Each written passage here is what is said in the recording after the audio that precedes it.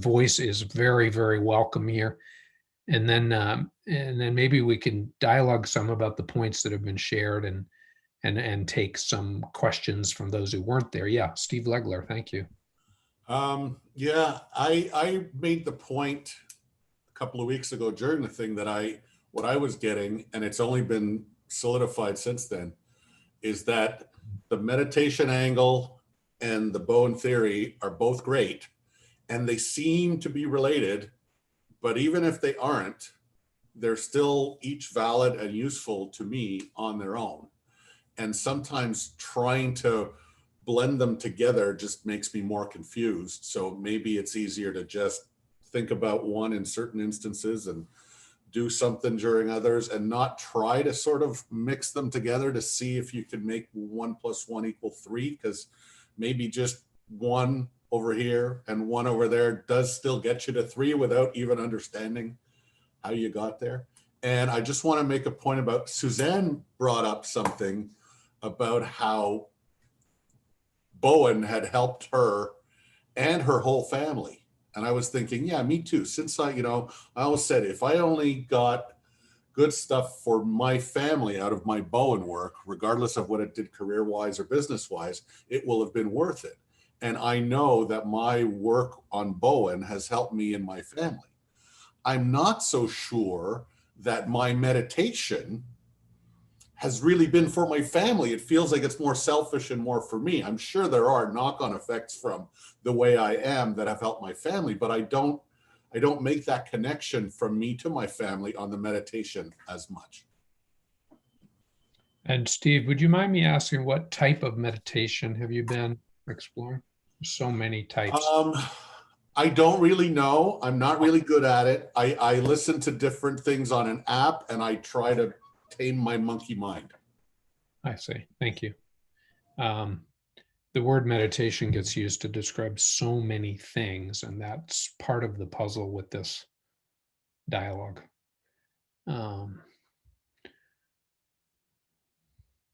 Yes, Carla, thank you.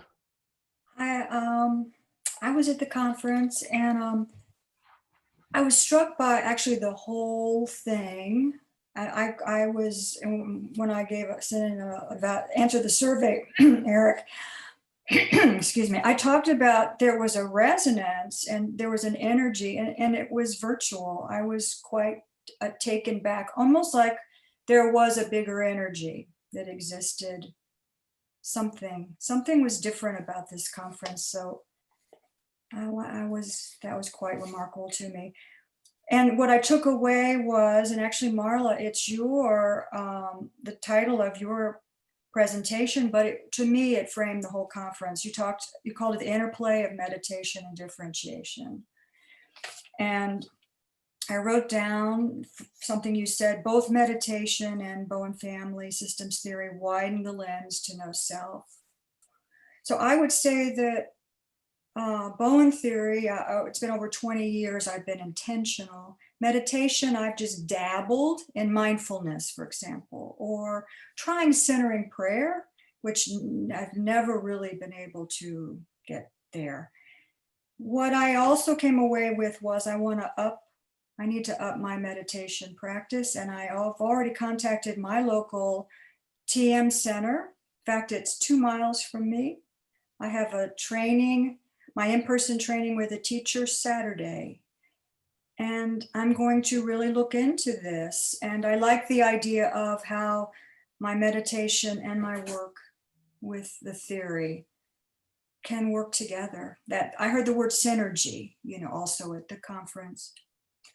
So I'm really grateful for it. There was something bigger than the sum of its parts that happened there.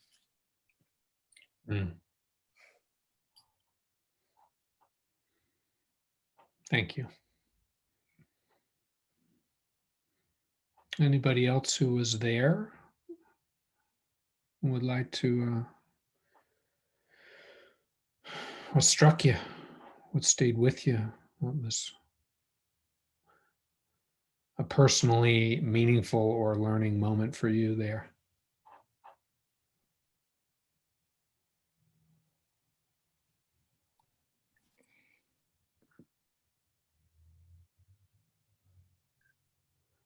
If All right. Yes, go ahead, Suzanne. Let's. anybody else, well, actually, one of the things that has struck me is that I right now want less of Bowen theory. I really do. I mean, I've kind of dropped back on my study of Bowen theory right now because I don't want to be so directed. And the more I meditate and the more I kind of think about energy and some of the other things I've been doing, I feel like I do know the right thing to do.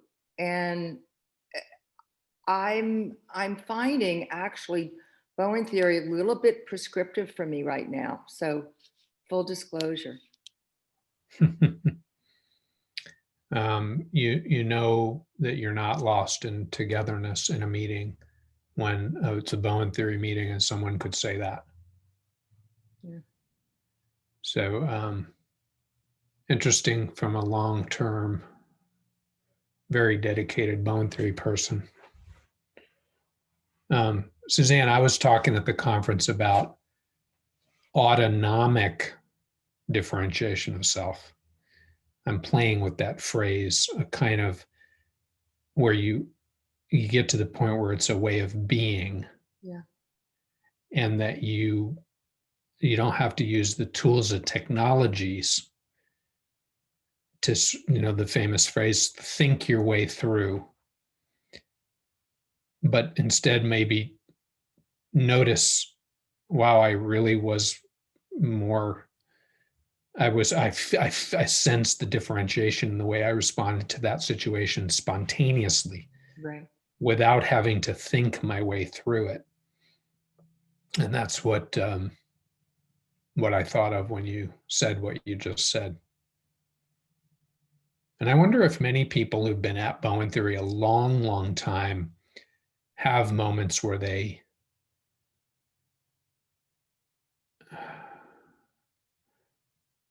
feel a little bit like you said. I've heard it said before by others, something like that, something similar to what you said.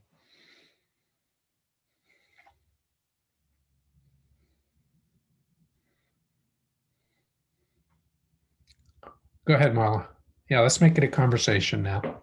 Well, what I'm thinking about is how I know I've gone in and out of having the experience of being at certain gatherings with,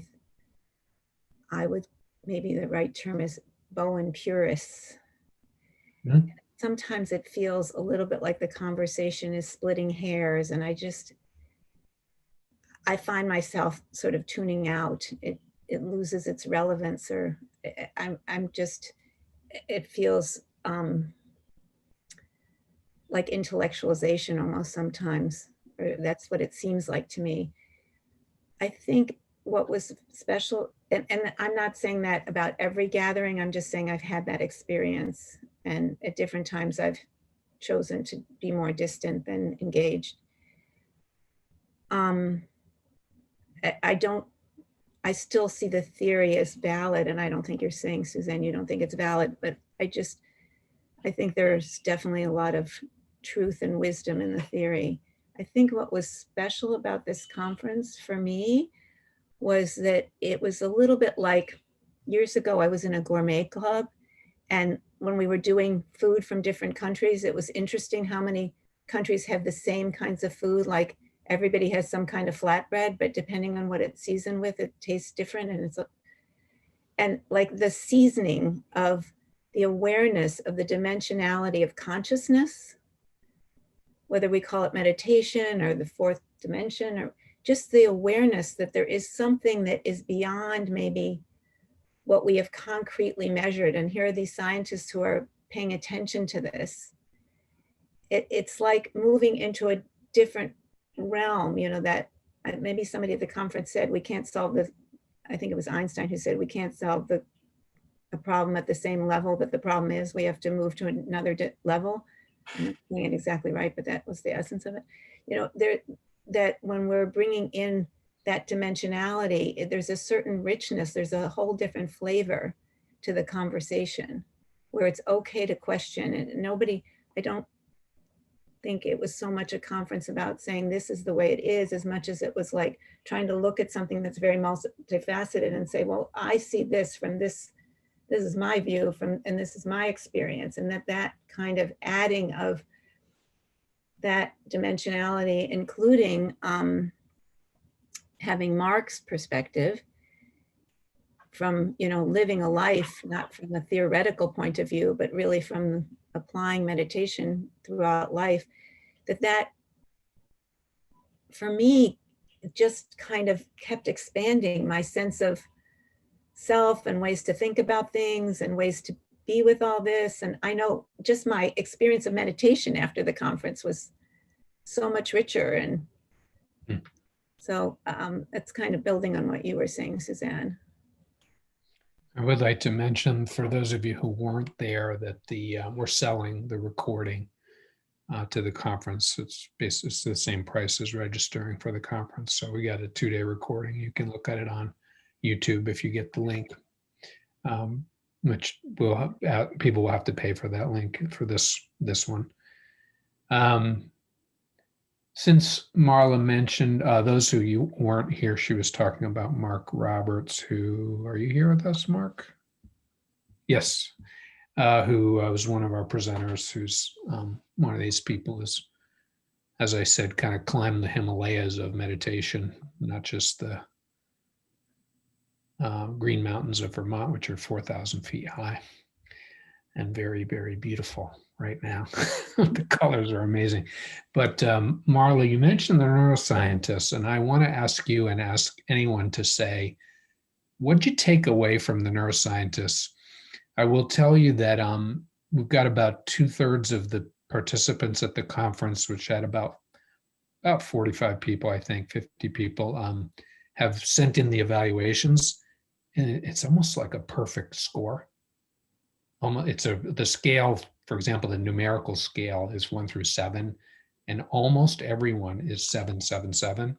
So we've been doing these, getting a numerical score for the conference for many years now, and it's the highest one we've ever had. So that's just interesting. But you mentioned the neuroscientists. So I would like to bring them in and just see what people took from it, because many people said on the evaluation that was the most challenging part intellectually, that they were speaking kind of over me. I didn't follow them. Not that they were criticizing, just that's a heavy lift. But what'd you take from the neuroscientists, Marla? And then I'll open that up for anyone else. Well, I think I'm one of the people who said that on the evaluation.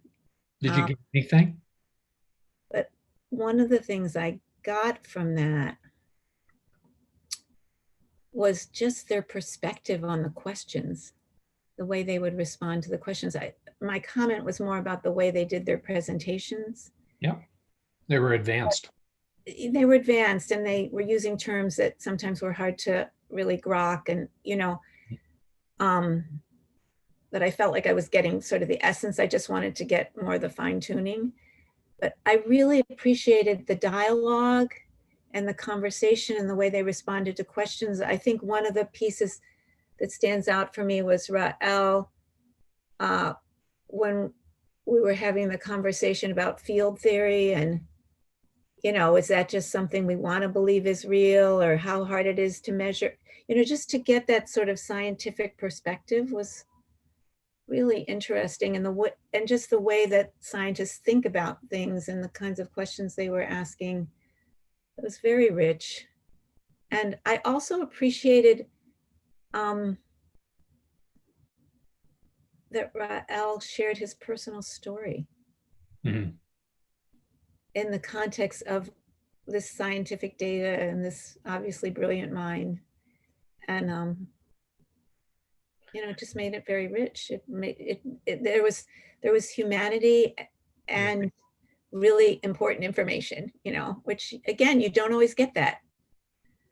And for those of you who don't know, so Rael Khan he's I've learned this since inviting him. He's really one of the senior people in meditation research at an academic level. He's not as famous as Richie Davidson, but he's very respected.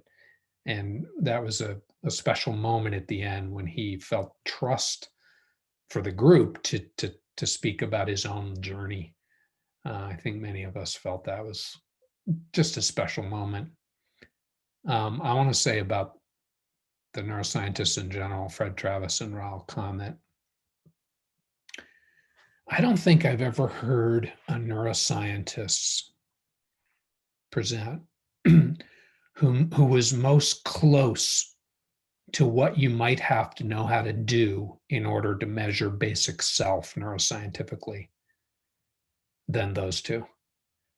Because they're going for something more fundamental. I mean, Kahn's presentation was basically kind of like the neurophysiology of self, exploring the neurophysiology of self. They're going for something more fundamental than many of the other ones do, because it's harder. It's harder to wrap yourself around that scientifically. And I don't think that would ever be completed, because the self is far too infinite and expansive for the tools of science to ever nail it down completely. But I thought that they're heading in that direction. Anybody else on the neuroscientists? What it was like to hear? Eric, it's John. I've always wondered if there is a way that we could define the differentiation of self as it could be observed in the brain as a function of neuroplasticity. And in this case, through a practice of consciousness. So I've been intrigued by this for a long time, and I applaud you for bringing individuals who have thought about this subject for many years, not only as scientists and intellectuals, but as practitioners. And I hope that Bowen theory can expand to be curious about whether there is a way that this can be observed in the brain rather than speculated upon. And if we can observe it, can we observe the functions that create it, that are internal mechanisms of action that complement the external positions taken in systems by the person. Technology probably will, in time, give us that opportunity with kind of real-time imaging, EEG, et cetera. So that's my comment to your question, but I'd also like to pose another question when you're ready to move beyond this question. All right, let me come right back to you. So anybody else on the neuroscientist?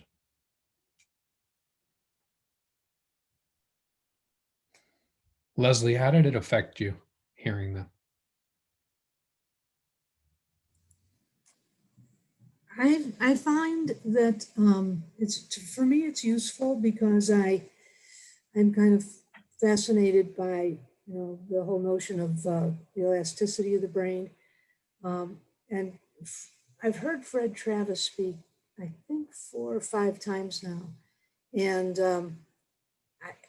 somehow or another the way he puts out the information that he's studying and he puts it out there, it gives me a lot of confidence that he is learning. I mean, I can see he's evolved over the last couple of years in terms of his research. I understand what he's talking about, and that for me that's a calming thing to know that this isn't the twilight zone. This is real hard science that he's doing, and that notion of the brain coherence, the waves, the brain waves lining up. That you can actually see that and touch it and feel it. It makes it feel very real for me. And it actually gave me the confidence to go in and get trained in TM and to begin to become a regular meditator at the beginning of this year. So I'm real grateful for that. I found I could not follow Rael very well. And I think part of the disadvantage was that we couldn't see his slides that first day. I tend to be a visual learner, and I found it a little hard to follow. But it also, for me, could be the fact that it was the first time I've ever heard him speak. And this subject matter is so far afield from my basic knowledge base that I have to hear it over and over again. I have to read about it. But I think it's important. I think it's really important because, I mean, I'm in a class on artificial intelligence, and that immediately went from technology right to consciousness. Self-learning machines can learn things that we haven't programmed and so on and so forth. At what point are we into consciousness? And what comes up continuously in those classes is that nobody knows the definition of consciousness. Nobody knows what it is really. And I don't know that we know what it is really, but I think you're right. I think they're getting closer. I don't know if we'll ever know. But I think it's important because in an evolutionary sense, somehow or another, it's part of our natural evolution is to know more and more and more. It's that tendency to grow our knowledge base. And we're at a point in history now where the technology is such that we can do a lot more ultimately to direct evolution of the human species, and in a sense. And so I think just as a responsible person, I want to understand this as much as I can, because we're kind of playing with fire now, I think. I'm listening to podcasts about such things, science of consciousness, and I heard a really interesting piece, which was that, which is relevant to this, that there's the qualitative methods of science, and they're trying to understand experience, which I think they call it qualia, and the simple metaphor that all the science in the world about chromatics and optics and how the brain operates really can never fully capture what it's like to experience the color red. So you could have a qualitative science of red, but the qualia of red will never be captured by that. And I think that's also true of basic self. The science of it is very important. It provides guides, and it should be an open science. And even the techniques that one could use to achieve it, that should be an open question. But basic self is fundamentally an experience. One more thing on Raul is just along with what you said the first time you heard him, also the first time he was in one of our meetings. So director of the Center for Mindfulness at University of Southern California is used to talking to graduate students in neuroscience. And I think Fred has evolved in learning what this audience is. And so I'm looking forward and hoping we will have Raul back. Now, John Kamek, let me get back to you. What was your question? It may be redirecting the conversation more than you would prefer, Eric, but it is of interest to me to hear from you or others. This to me, I observed this, and I was on and off because I was traveling during the conference, but I've listened to most of it now, post-conference. It had a different tone. And we've heard that, including me, there were experiential responses. I felt an intimacy to the ideas and to the people. There was a certain openness to the experience, because we were asked to practice as well as to learn together. And in a way, it has a different approach than the more traditional Bowen symposiums, where there is a intentionality to avoid too much togetherness, right? And also the Bowen training. So I would like to hear from you on your thinking of when you designed this experience what were you willing to put at risk in some of the conventional ideas around how to convene a Bowen group based on your understanding of the subject matter and what you hoped the group would accomplish together?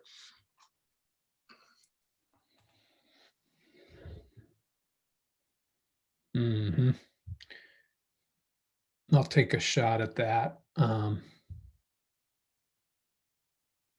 I've been watching the discipline of managing togetherness processes in learning groups for 25 years. I have great respect for the Bowen Center's courageous discipline in being such mavericks in the way they do their training program is unlike anything else I know in the world. And that makes it fascinating to me. In our own training program here, I've evolved. I have very clear principles for myself about how to manage the togetherness process in our training program. I think it's critically important because togetherness can really impede people's ability to think for themselves. In this conference, I would say I'm a little less worried about it than I've ever been. I'm not that worried about the togetherness problem in this conference. I think people can manage it themselves. I don't think I need to worry over it. The presenters in the conference are all people who are not lost in togetherness, in my opinion. So I curate it, that way.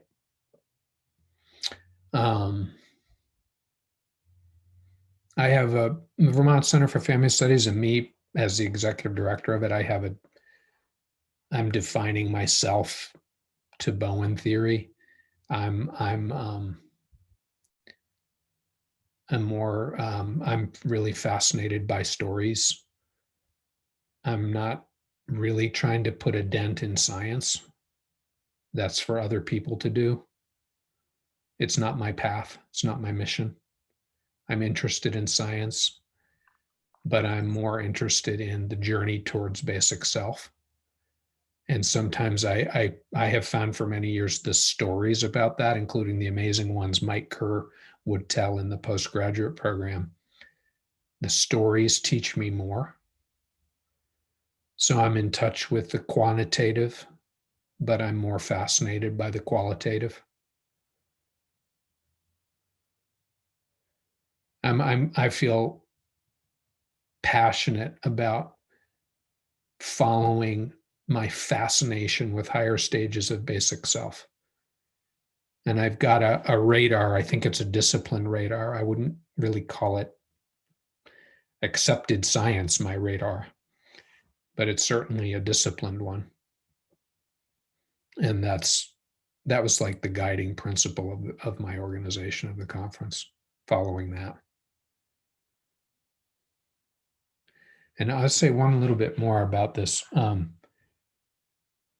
that relates to Suzanne Bruce. She started off. So the first conference, I invited Mike Kerr to come. I wanted Mike to come. I greatly appreciate people like Mike and Dan Paparo and Bob Noon and Randy Frost, some of the Victoria Harrison, of course.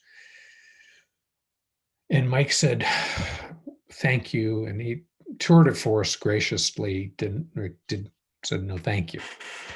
And we had a good email exchange about it. And he said, from his perspective, meditation and Bowen theory are two different tracks, and they don't meet. Neither one is really going to benefit fundamentally from the other one. That's how I heard him. And so he didn't want to be a part of an attempt to blend these things. He doesn't want to use his life energy that way, is how I heard him. And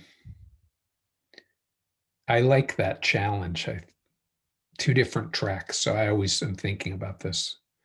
Is it two different tracks? I'm quite sure that Mike is wrong.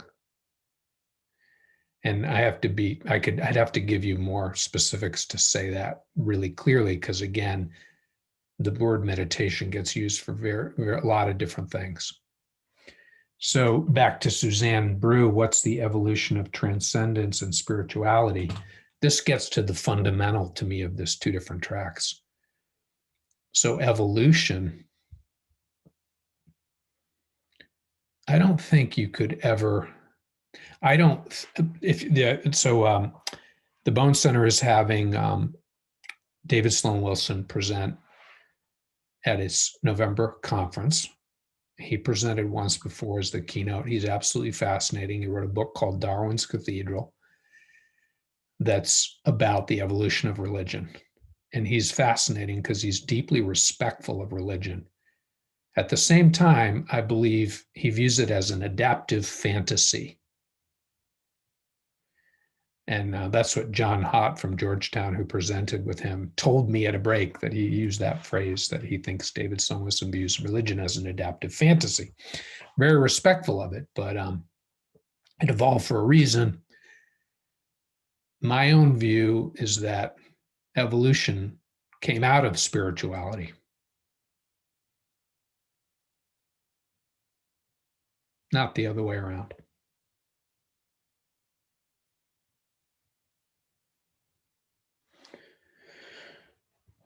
So if you use evolution as your lens, you could probably view transcendence as an adaptive fantasy.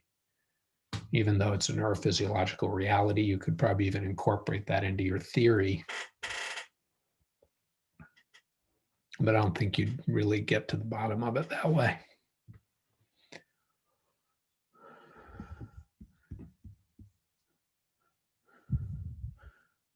Let me just invite anybody else who wants to hop into this, and I am going to talk to you, Mark Roberts, before this ends. I gotta talk to Mark a little. Eric, Yeah, go ahead. you just came up, you just like made a huge statement. Yeah. So can you, that evolution came out of spirituality? How are you, can you say a little more? Sure. I think evolution is an amazing scientific theory that explains a lot of the facts, like the fossil record. Absolutely amazing that the fossils, people were bumping into them in the 1700s. They didn't even know what they were. You could trip over Australopithecus bones, but you didn't have a theory of evolution by natural selection that you wouldn't even know what that bone was. You wouldn't even bother with it. That's really fascinating. So in the 1800s, this theory develops to explain this fossil record, and it's doing a pretty good job of it. It's working in lots of ways. It works with the finches on the Galapagos Island. But does it explain everything? There's some really fundamental problems, like where does consciousness come from? That's, I guess some people think it would be it emerges out of a process of evolution that started with microorganisms, and that eventually you had higher beings who's had this consciousness starts to appear at some point. That's probably one viewpoint. But I guess I think that the Vedic viewpoint, so I have 40 years of study of this ancient Indian tradition. And also, I think the Jewish mystical viewpoint is that it would be very limited to think that the transcendental, that which is transcendent to matter, emerged from matter. It could be the other way around, that matter emerges from that which is transcendental to matter. So that there's a source of matter that is non-material.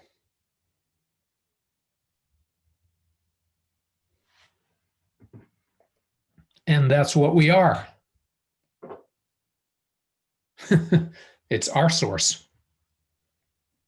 So why does it never go away in the history of humankind? And why is it that Steve Cole, the scientist we had at our Bowen Symposium a few years ago, who studies persistent states of happiness, why did he say it's a puzzle for evolution, why religion hasn't gone away? And I think he was implying there's more there than some people might think.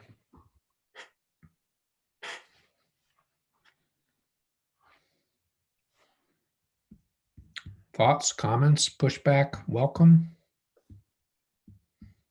Who knows where this conversation is going? Anybody who hasn't spoken, I'd love to just hear. Yeah, go ahead, Barbara. Gosh, you really make me wish I was at the conference. I was sad to have missed it, but wow. And in a moment, I'll show you where you can find the link to buy the recording. But go ahead, Barbara. Yeah. Thank you. I mean, it just raises so many thoughts and questions. One, well, so when you're talking about matter emerging from that which is transcendent to matter, would you, this is probably a really dumb question, but would you consider that God? I mean, the divine? Do you think in those terms at all? I'm comfortable with that term, but I think it seems like that word, that three-letter word, can muck things up for so many people. I tend to not use it because it calls forth a lot of emotionality, and people picture a cartoon character up in a chair with a long white beard, and Yeah. I think that would be an extremely limited vision of what that word means to me. So for that reason, I don't use it very much. And if I could ask another question, this is just a detail. I've worked in the past with Zengar and neurofeedback. Do you see any relation? Is there any relationship at all with meditation? And I don't know the different kinds of meditation, but I just wonder if there's anything there.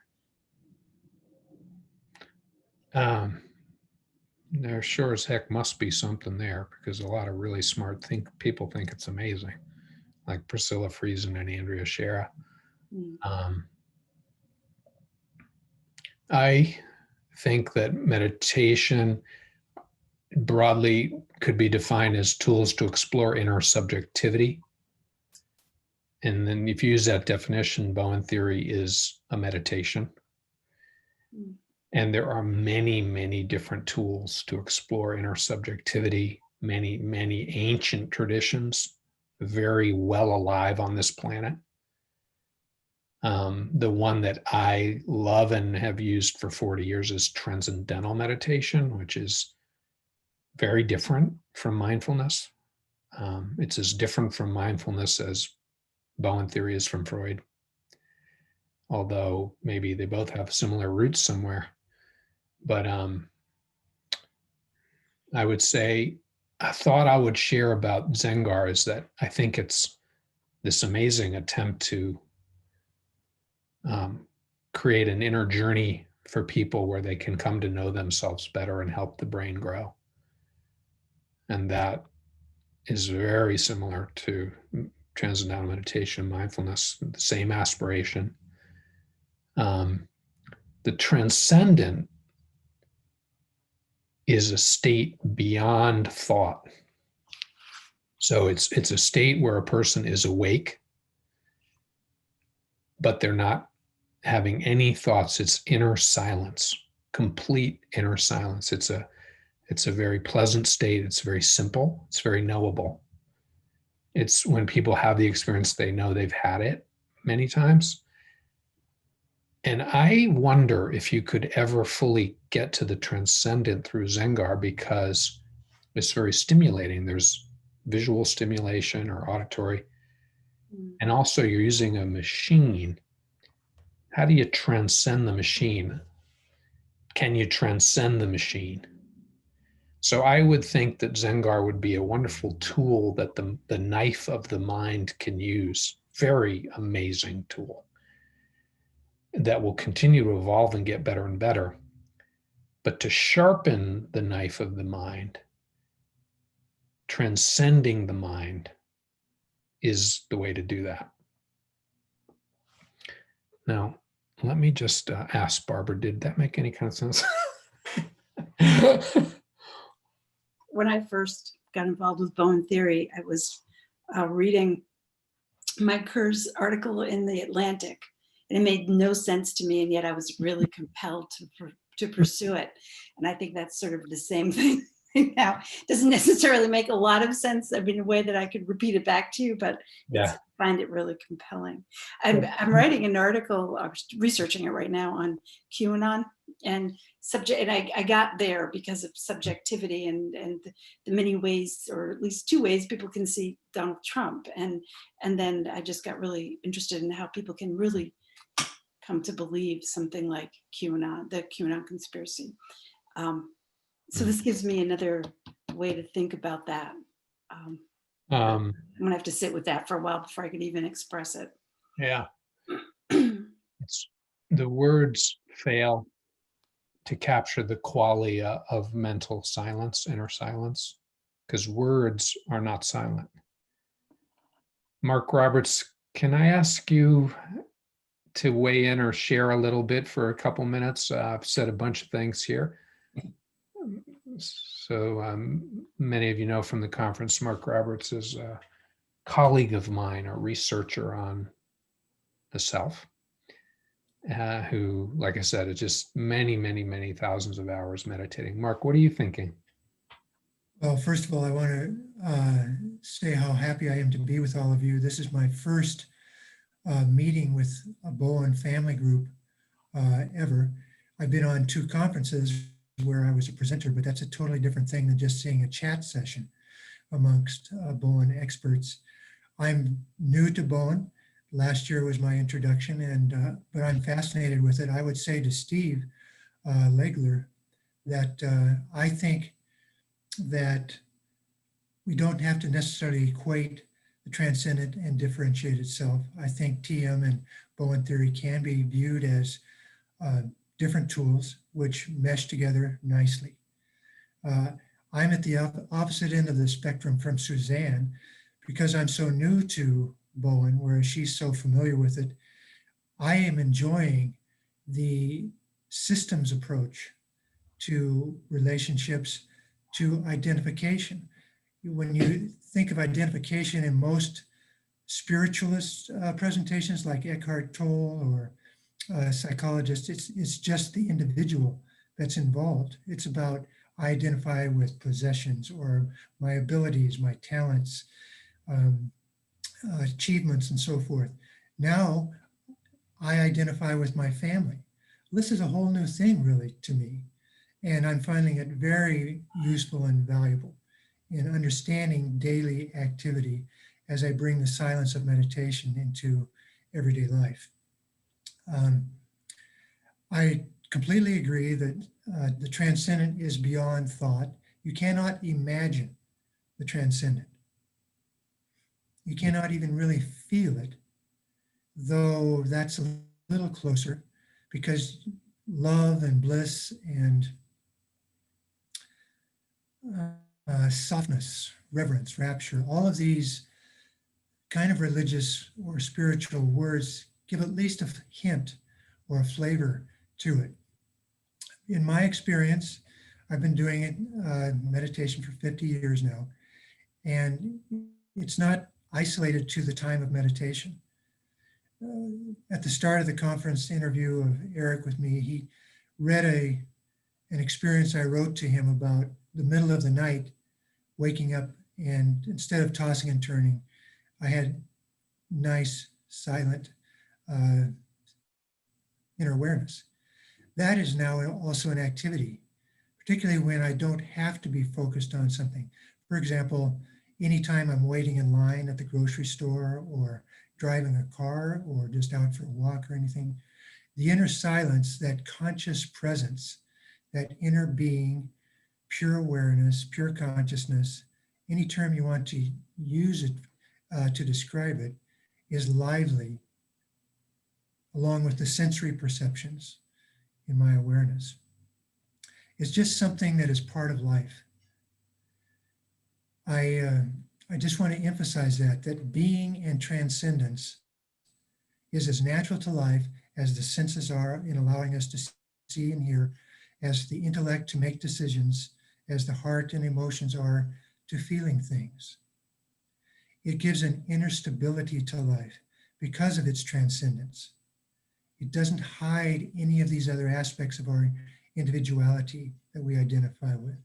It doesn't hide the ability to think and feel. Those qualities go on. We're just bringing that inner quiet stability into everyday life in a very natural way. So it's a beautiful experience to have. It's a beautiful experience to share.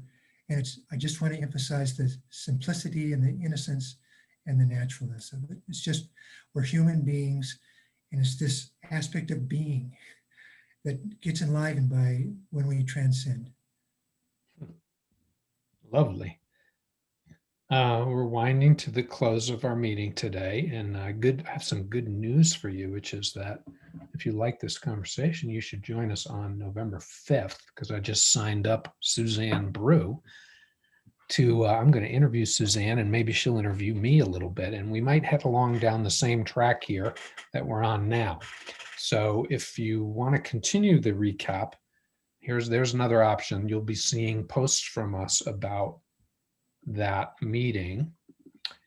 And I'm going to show you now what else. I have slides here of each of these presentations. I just took one slide. This was an interesting from Khan. How do people respond to hearing their name neurophysiologically, which explores what are they identifying with. But what I'm trying to get to here is, oh, I'm going to go back all the other way. Sorry, hold on. Sorry. I wanted to show you what I told you I would show you.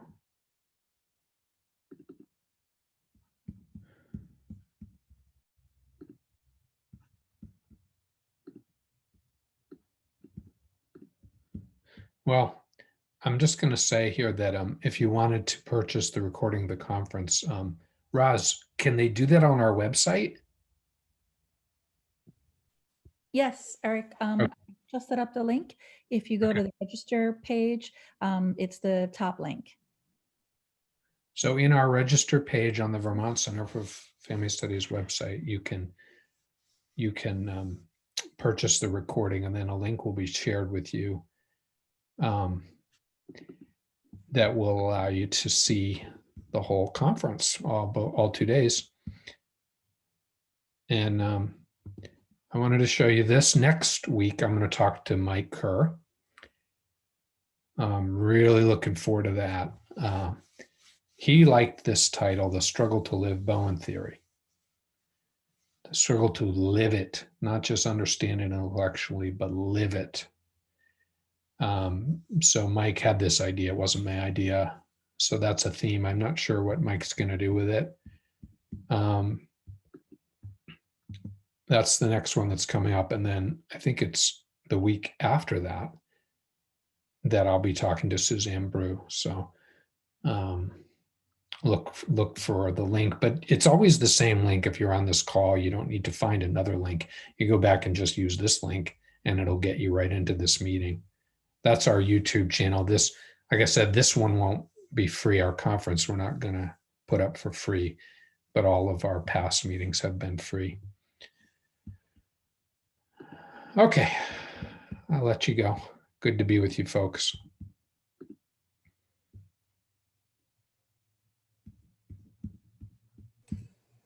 Thanks, Eric.